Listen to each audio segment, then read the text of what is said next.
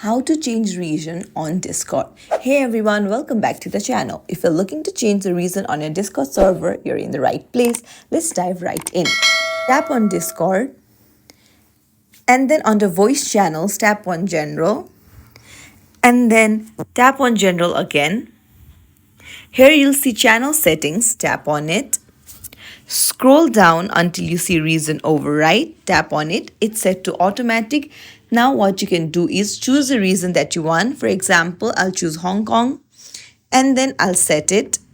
And there you go, my region override has been changed and the reasons will affect the voice quality, video quality, and it will help you to figure out what works the best. You can again change the reason if it does not work for you.